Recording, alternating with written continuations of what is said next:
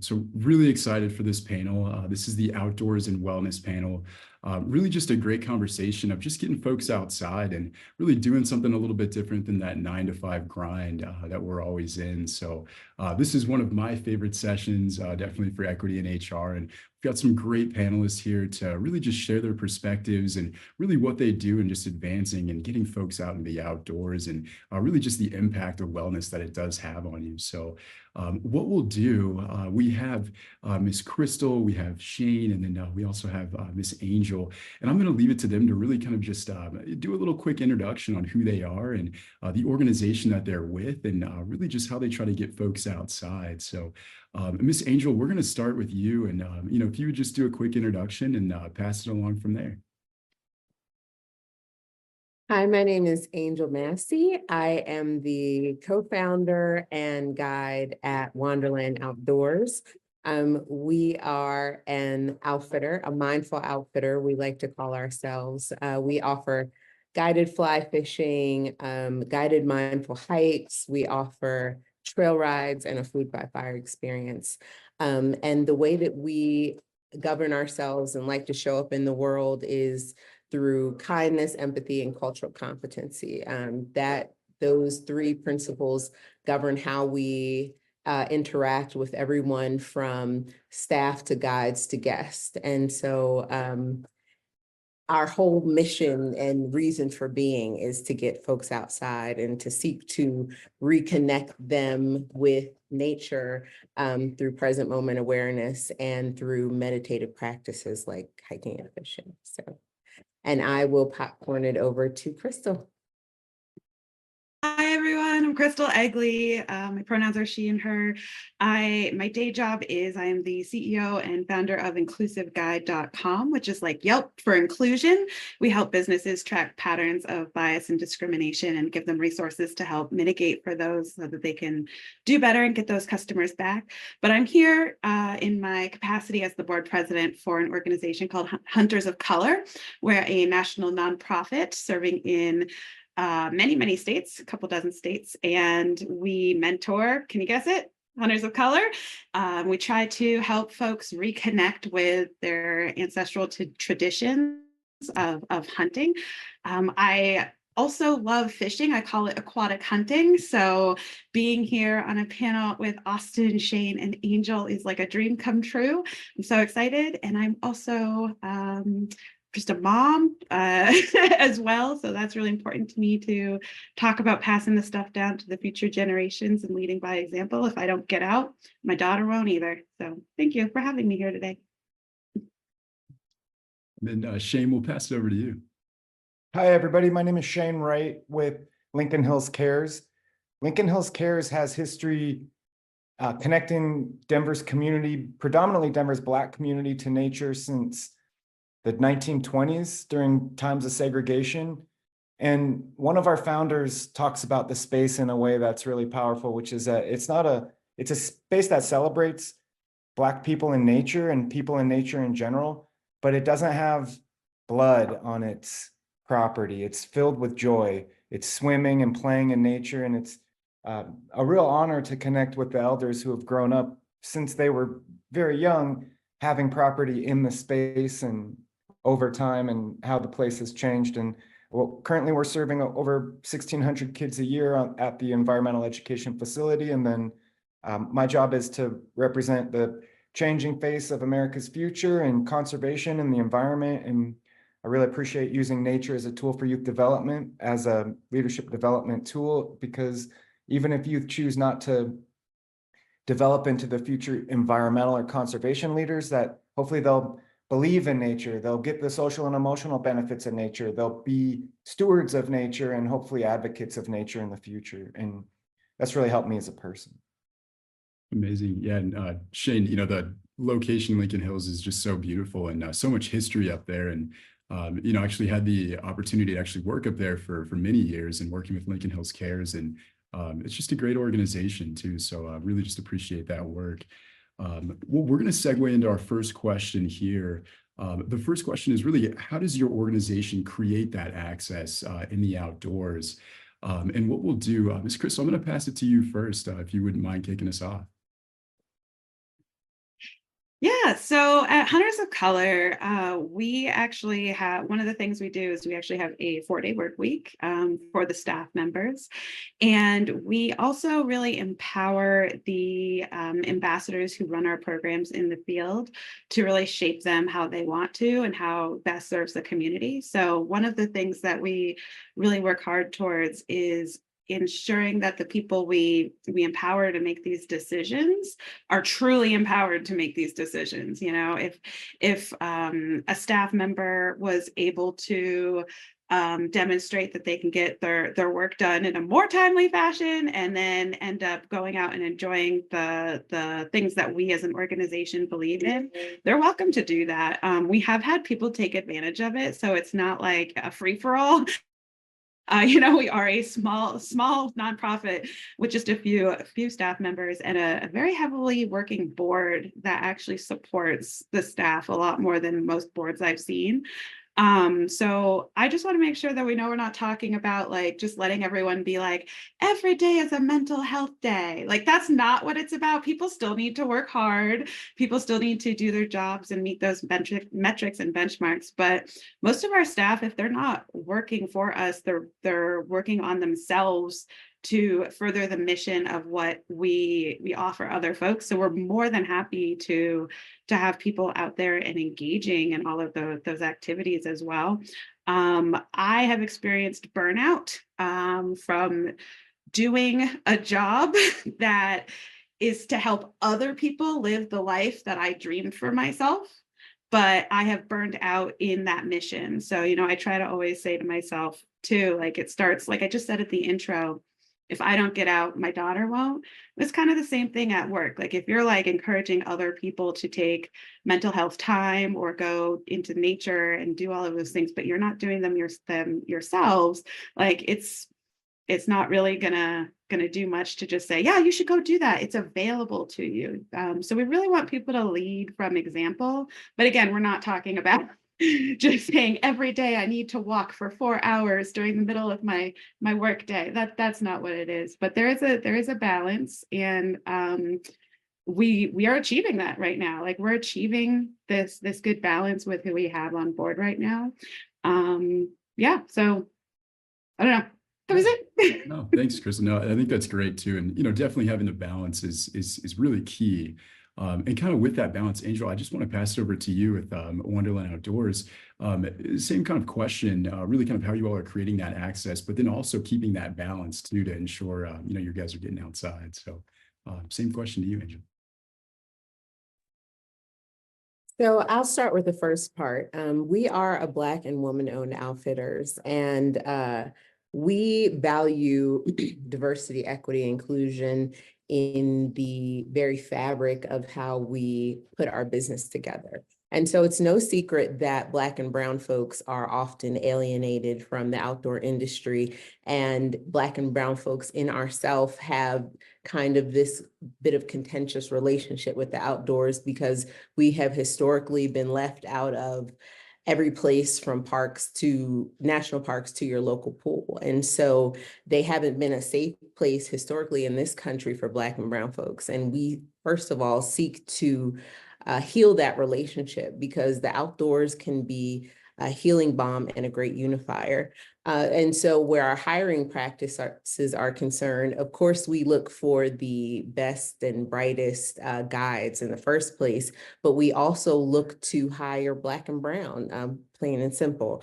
And we look to create a situation where our guests are able to interact with folks that they don't usually come across in their everyday life. And that helps to dismantle stereotypes on both sides and infuse career opportunities for Black and brown folks that didn't used to exist. And so that's very, very important to us. Like, it's a big part of our ethos. And in that, our guides are outside all the time. You know, I am not just the founder of Wonderland Outdoors, I'm a guide there myself, and I'm a certified mindful outdoor guide. And so basically what that means is I take folks out to the wilderness to go hiking, but along the way, we also practice meditation, breath work, grounding, and also indigenous practices like Owl Eyes, which is learning to be in your environment without creating so many concentric rings and learning to settle into their environment so flora and fauna can do the same. And it really is a way to awaken our senses as humans that have been tamped down. Back in the 90s, the statistic was adults spent 40 to 80% of their time indoors. And now in 2024, the statistic is that adults spend 90% of their time indoors. And so a lot of us are suffering from nature deficit disorder. And that means increased anxiety, increased depression, a decreased toolbox to handle when you have everyday stressors. And so whether that's folks looking outside to trees, or whether that's you taking a walk, and I'm sorry, that's my daughter, Miss Gaia screaming in the background, or whether that's you taking a walk for 10 minutes, just adding nature into your everyday life can serve the same purpose as taking pharmaceuticals for anxiety. And we know that from studies.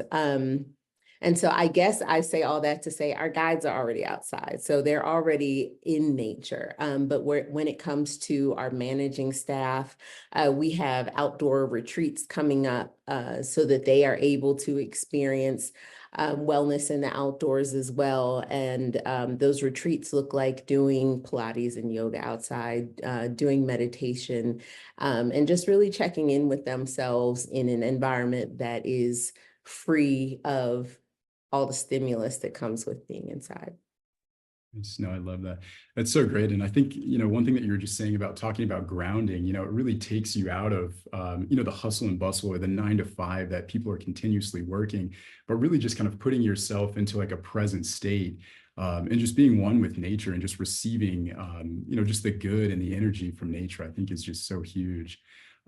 Shane, kind of same question for you, and specifically with Lincoln Hills Cares and how you all are trying to really just get kids of color that are mostly in inner cities and whatnot into the outdoors. But really, how have you all also kind of created that access up at Lincoln Hills with Lincoln Hills Cares? Well, I can really relate to both Angel and Crystal. My early experiences were as an outdoor guide as well, so guiding people on the mountains or rivers of Washington State, and that was and Colorado too, and that was foundational for me, and it was really amazing for me, and it made me feel as someone who was anxious and maybe some sort of ADD or ADHD or some sort of autism spectrum, hard to focus on things I didn't enjoy. Nature was a really healing space for me, and it brought me to a place that felt like home, and very much still does.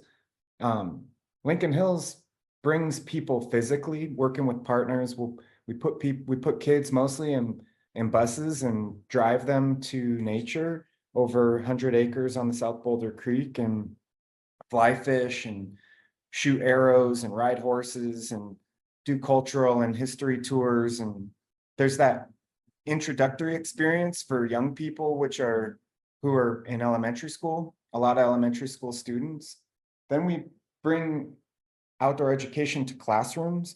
So it's meeting kids in their class, talking about nature, working to get outside in their immediate sphere. And then the Pathways program is for young adults, teenagers, young adults, college students, high school and college students mostly, to start to become the future generation of leader in the outdoor field. And most of that is we're working to restore the river. We're working on urban agriculture in the city. We're working on parks and recreation opportunities. And it becomes a job, employment, using nature as a employment-based tool for youth development. And so they're working and we're working. And when I was a guide, to Angel's point, I was outside a lot, felt really good. And then to Crystal's point, it is really challenging to be in the philanthropic community it's a grind. It's just a constant grind. I don't really see sustainability in the nonprofit world as promoting mental health. I see people burn out frequently. So even though we're in the field of getting people out, when you become part of the management of these agencies, people burn out so frequently. We're dealing with it today, you know, from this week. And so I'm just noticing a trend in the philanthropic community, and I'm hoping that that translates to government and business, that we can take care of ourselves as well, that we can go out and take a break and get into nature ourselves as well, and kind of connect to the thing that got many of us into this thing in the first place. And that continues to be really important for me. And we were recently able to, I'm seeing some foundation support is starting to support more wellness. So we can go out as a staff and go on hikes and even do dinners or do a spa or something, you know, that creates a retreat and soothing type of wellness for our team, which is important. And from even the youngest staff member to the oldest staff member, the amount of commitment from these people, and I've noticed it a lot in other, you know, whether it's business and obviously in the government world as well, but it's people just commit to these causes and work so hard and then don't always take care of themselves. And I know nature can be healing. And I think the trend towards taking better care of ourselves, and it'll help us be better for the people we serve. I love that. And Crystal, go ahead. Yeah, I just wanted to add to something I love to say. There's a book called How to Raise a Wild Child, and it's by the same guy who did Dinosaur Train. I don't know if there's any parents out there who are on Dinosaur Train.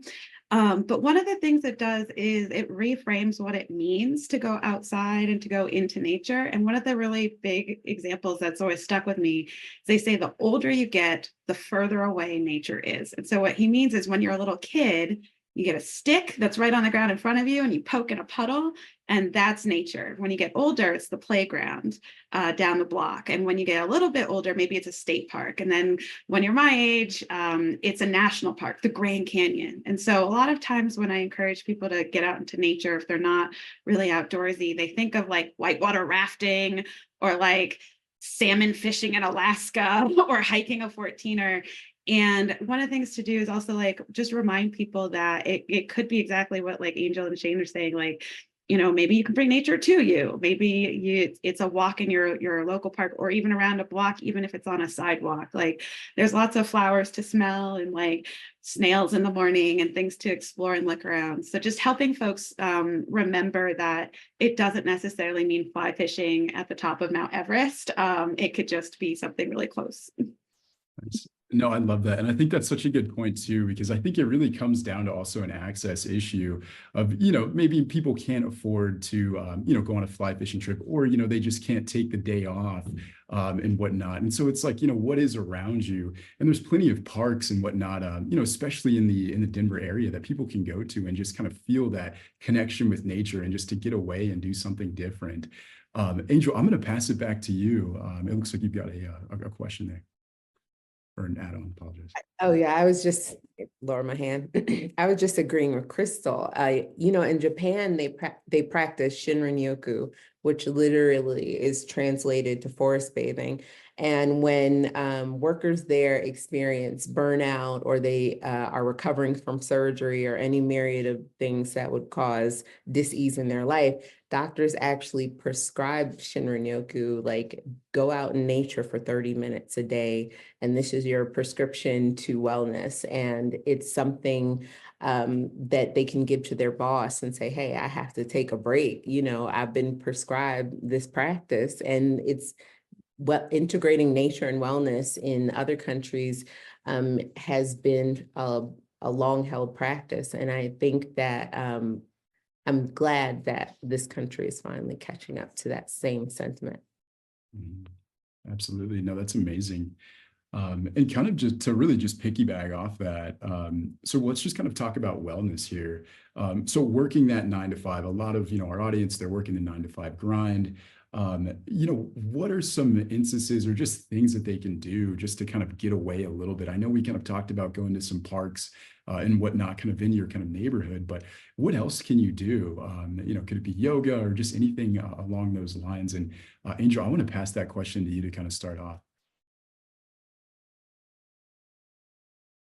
So there's a bunch of things that you can do. I think some of the other panelists have mentioned that you don't necessarily have to go deep into the forest. You don't necessarily have to climb Mount Everest or take a fly fishing trip. The way to begin to restore yourself is just seeing green, right? And so you can, like I was telling you in my introduction, even just looking outside at a tree for a second and really allowing your attention at that moment to rest on that tree can bring your sympathetic nervous system down. It can help to begin to restore you back to that parasympathetic nervous system, which means rest and digest. Then you aren't in this constant state of alert, and it allows your attention to be in the present moment. You can do that, or you can take a second at your desk to practice some breath work. And one of the things that I do, because I work from home, which means I'm working all the time, is called the long exhale, right? So you can begin by taking a 4 count in through your nose and then a 5 to 8 count out through your mouth. So we can just do it real quick, right? So in, out.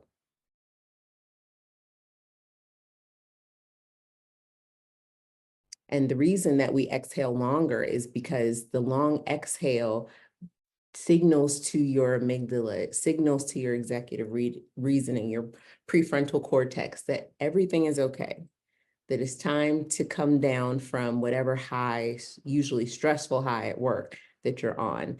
And it begins to set in that rest and digest mode. So the long exhale, looking outside at a tree, or just taking a quick breath outside, whether that's a park bench or whatever, or just standing up, stretching, doing a few mindful breaths, and walking away from your computer real quick. I have this thing, my husband is always like, you're just hunched over your computer, and you do it unwittingly, right? But that tightness in your back is telling your body and your brain something is wrong. Let me be on high alert. And just that constant state of high alert is what brings stress and anxiety. So those 3 things that I'll just recap: looking outside, the long exhale, and some breath work from your desk.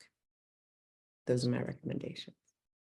I love that. And, those are so easy to do too. And, it just takes seconds, even just with that inhale and exhale. I probably should have closed my eyes. I'm not going to lie. I cheated and I looked at you all and I was like, wait, I should probably be closing my eyes here. But just even that, it's just so grounding, and it just allows you to kind of just come back into the moment. And Angel too, like you were saying, life is just filled with those just high kind of stress, high sensory, activities and whatnot, but just bringing it down, and just kind of, coming to that peace and relaxation point is just so key. Where I kind of want to go with this conversation next, Shane, I'd like to just chat with you a little bit about really just the kids that are going through your program with Lincoln Hills Cares. How are you trying to kind of shape them and show them the outdoors as they do kind of progress in their life? Just they can kind of understand it at a young age. But how are you all really trying to do that to really kind of, create stewards of the outdoors, or just really to, just allow kids to experience the outside? But yeah, I'll throw that to you. Well, I hope we can continue to improve in it. We're working hard to create pathways for people to become next generation stewards. That those pathways start with introductory experiences and just joy, whether it's in your local backyard or the mountain backcountry, just playing outside and enjoying time, whether it's with your family or walking on your own and having a more meditative space, just sitting, just introductory experiences where people build a love of nature by meeting them where they're at, wherever that is. And that's one thing about nature, is it really doesn't have to be these grand, you can meet it wherever it is, a flower or a bee buzzing by, or any aspect of nature is something that can be appreciated. And so I think it starts, what we're really trying to do is build love in a way, this love of something that you will then have a relationship with. And the relationship is, we protect what we love, and in order to love something, we have to have a relationship with it. So understanding that there are a lot of expensive and um, I don't know how to say it, private or segregated type of experiences in the outdoors as it's associated with the outdoor industry. That's not our vision of how people can connect with nature. And nature is here. We are nature. So there is a multitude of ways. From an organizational standpoint, the pathways that we're really working to create are elementary school introductory experiences that then go to a more middle school educational and professional, starting to ease in, maybe doing some work, planting some trees, starting to think about the ways that you can contribute to your natural world and your society and your community, and then that employment process. And then, to be honest, Austin, I struggle. I've been working in this field for a long time, and in the employment process is really, that's where once we start working in nature to protect nature, then it becomes a job. And so then does it lose some of that joy? That's a piece. And then when we're paying people to participate, do we then go river rafting, because which most people pay to do? So we explore those lines a lot. And I think the wellness piece is really important, because if we can make it fun, and again, I don't think I'm doing the best job with it, because we get back into that grind and want it to be, let's get to work, let's get these trees in the ground, let's get the work done, let's build these plans, let's do the thing. But then we keep, there's enough powerful mentors in this field to come back and say, this should be fun, and come back to that love, come back to that joy, get back connected with the reason we're here in the first place, which is to be in community with ourselves and nature. So it is a journey, and we have ups and downs with it, but we're trying to create essentially a pathway from early childhood into adulthood to build stewards. And we do that through a lot of different experiences over time. And it does seem that it's the long-term relationship that's built with each other and with nature that has been the most successful over time. Nice. No, I appreciate that. And I love that too. I'm a fly fishing guide also. So, sometimes, especially during the summer, man, I love going outside, but whoo, on like day 100, I'm like, all right, here we go. We got to keep this going, so even with myself, I'm just like, hey, I got to figure out how I can kind of just take time, even just to go camp alone, or take my wife and the dog, and, just kind of ground myself again, and, just still kind of find that love for the outdoors, which I'll never lose. But it's just important just to make sure it just doesn't turn into this grind. It's got to still be a passion, a love, and an enjoyment in that. So I appreciate that. Crystal, I want to go to you, and I know you're with Hunters of Color as the board president, but also Inclusive Guide. I just want to talk to you about how we can kind of make that really just our passion for the outdoors a reality, and kind of turning it into a job. So I'll pass that to you. Yeah. Oh my gosh. Amazing. I love all your questions. So it's weird, because I was listening to Shane talk about the path in the outdoors, and I was like, what was my path? And like, where am I in relation to the outdoors? Because I don't have an outdoors job being the founder and CEO of this company. I do what Angel does, and desk gremlin my way to success. So I grew up in rural Vermont, and I was super outdoorsy. I'm actually, this is my fun icebreaker fact at any event. I'm really good at water skiing and kneeboarding. So I grew up on water, like a little fish, grew up fishing. I didn't start hunting until 5 years ago, or 6 years ago now. But I went from just living in a forest in a house my dad built, to I went to film school, and then moved to Los Angeles to work in film and television. Right before that, though, the outdoors really got me career-wise. And it slid in my timeline down to my 30s. So I did the Vermont Youth Conservation Corps, and basically I lived in the forest and helped build what is now one of Vermont state parks. And there's no pride quite like seeing a rock staircase 15, 20 years later that you helped put there with a rock bar. When I went back to visit a few years ago and saw, like, I remember putting this rock there, like a very specific one. I have a very specific memory, and I saw someone just jogging up it with their dog, and something in me like clicked. So I left Los Angeles and burned out from there, and I moved to Colorado, where I started working for Colorado Parks and Wildlife as a videographer. And so my job was to travel the state, making YouTube videos for the government. And my feedback during my evaluations from my boss would be things like, you should spend more time in the forest filming animals.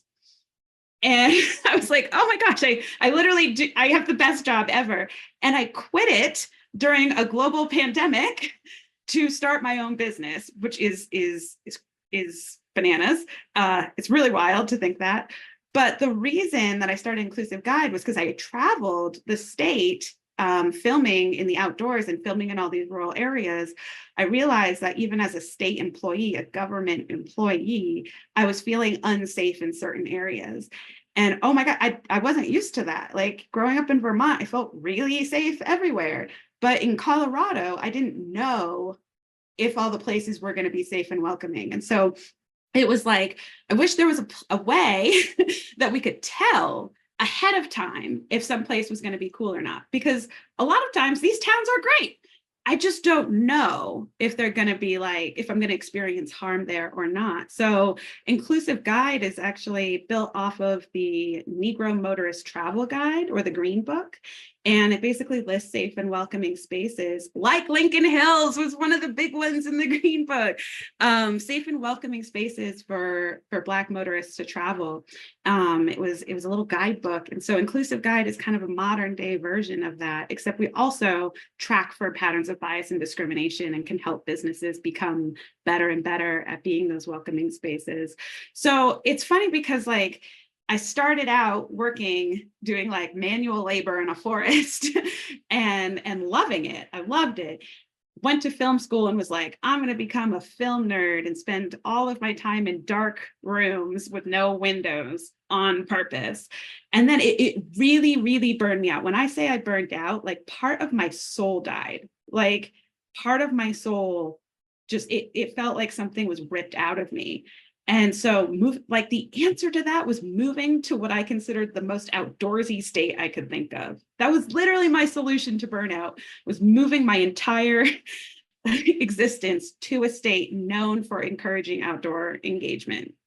And then now I'm kind of in that middle, like I have a window now and I help other people get outside, try to go for a walk and try to find that happy middle ground. But yeah, that path is really interesting.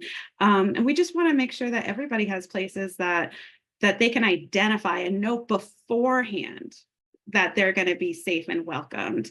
And it's so funny because Lincoln Hills to me is historically one of those famous places for African Americans.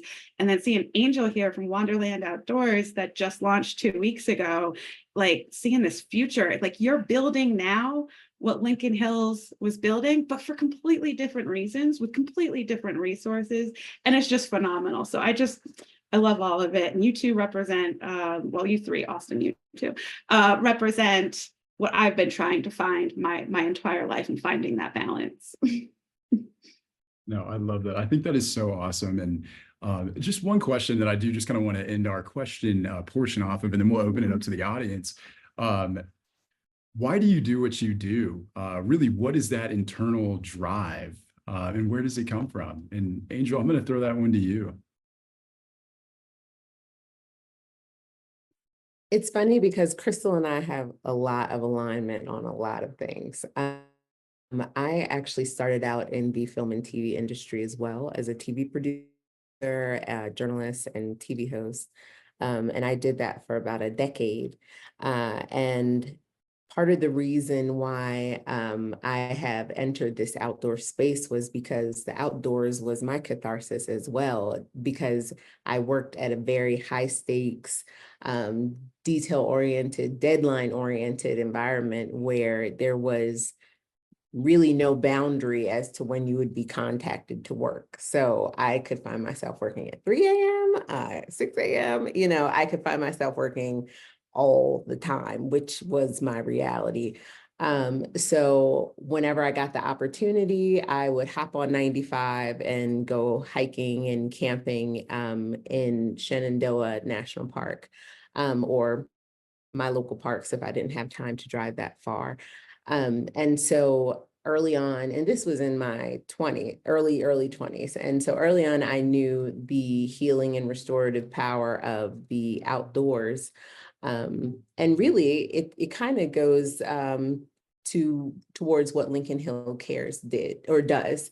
When I was a kid, I grew up in Baltimore City, and the way that I was initially exposed to the outdoors was through a joint venture program where we went camping with with the all boys school. I went to all girls school.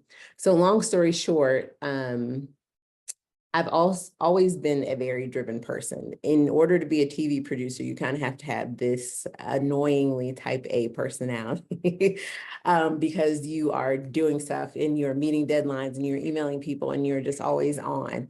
And so I kind of took that same mindset without the stress part of it towards creating Wonderland Outdoors with my husband, Bobby Massey. And so we attacked creating it because as we saw the vision for what it could be, we realized that it was a need for it to exist.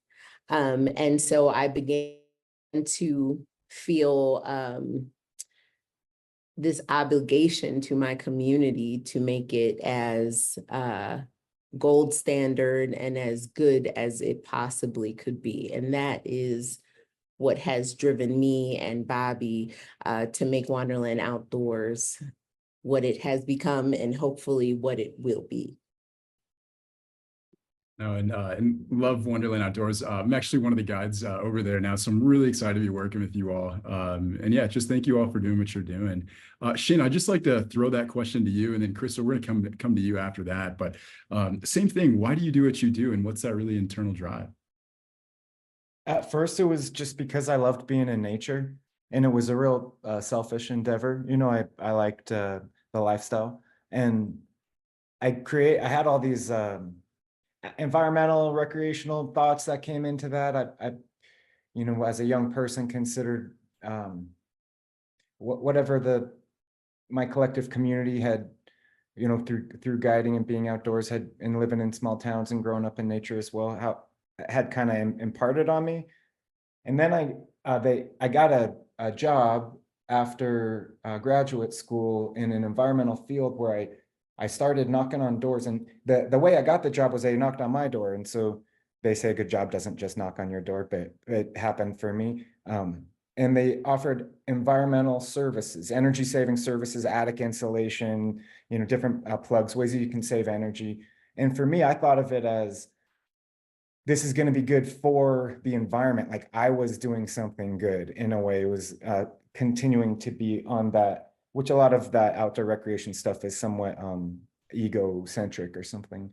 But then as we carried on and we started to continue to work with youth in the outdoors through the new position, I was able to go and survey homes, lots of homes, hundreds, knocked on lots of doors and interviewed loads of people from my neighborhood to surrounding neighborhoods, really all across the city and county of Denver. And the folks who I was meeting, they were saving money. They were feeling warmer in the winter, colder, you know, cooler in the summer. The lens of the service from my surrounding community was much different than the more egocentric type of lens that I had carried into this line of work in the beginning. And this was probably 15 years ago. And it's real similar to what Angel's saying, is that it's become that connection to my community that is what keeps me doing it. And then working with young people, we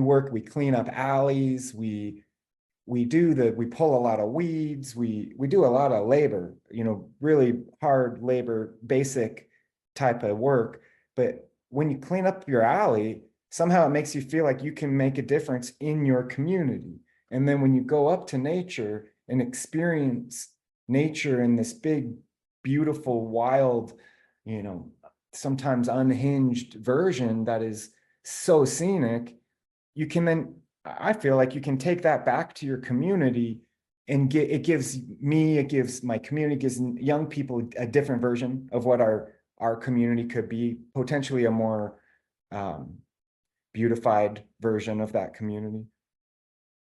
Nice. No, I love that, Shane. And, you know, just the work that you all are doing with Lincoln Hills Cares is just so pivotal. I mean, you know, just the amount of kids you all are taking out and just that work itself is just huge. So I just appreciate you all just giving that opportunity to so many folks at such a young age. So it's awesome. Crystal, we're gonna end up with you. Just same question. You really kind of why do you do what you do, and what's that internal drive for it? Yeah, I'm going to say a trauma response. So I can't tell the demographics of people in the audience. So just know that I can't tell. So growing up in Vermont, it did not occur to me, just because my family, like, we had land and I'm adopted. My mom is everyone's doctor. So I had a lot of privileges that I didn't realize until I left my hometown and went to places like Boston for school, Los Angeles, and Colorado even.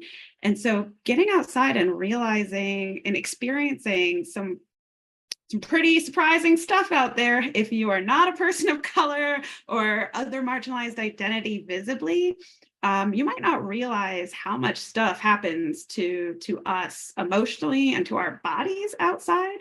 A lot of people don't understand, like when I go hunting and invite people, like turkey hunting, for example, a lot of people don't realize that, like, trees like that can represent really harmful historical memories, like lynchings, or where Emmett Till, like the photos of where Emmett Till's body was found. And so one of the things that I just didn't realize, that there's a large population of folks who weren't just comfortable just walking outside their door and playing in a forest. Like, it can be really uncomfortable for some people to go outside in their own bodies and do all of the things we're talking about by themselves. So Hunters of Color really tries to get everyone together in like groups and try to make sure that everyone feels safe and has what they need to go do it on their own. But there's actually, again, I don't know what the demographics of the audience are, but it might surprise some folks to know that it's not necessarily as simple as like being like, I want to go outside, so I will go outside, and now I'm outside. There can be a lot more than that for some people. And when that dawned on me, like I said earlier, like, it's basically a trauma response. I was like, I can't not do something about this. Like, I have the privileges I have the resources I have, and I have the energy and time that I have. And I want to make sure that everyone feels like I did growing up in Vermont and going outside just about anywhere, doing anything that they want to. Nice. No, I love that. And I think, yeah, no, it's so great what you all are doing, you know, with Inclusive Guide. You know, I think it's just it's a great foundation of just finding information and just finding folks that you can go out there with, really just to enjoy the day and just enjoy yourself. So, well, I just wanted to say thank you all so much for just coming on and just chatting with us today. Really just appreciated the conversation. Really hope we just motivated some folks to just get outside and do something different than that 9-to-5 grind. So Angel, Shane, Crystal, thank you all so much. We'll have their information on our website. So if you all do need to reach out to them or just want to get more information about the organizations that they're with, we'll definitely make that available for you all. So thank you all again. And the next session coming up is avoiding costly workplace lawsuits. Apologize. So we'll see you all at 1 o'clock. Cool. Thanks so much, everybody.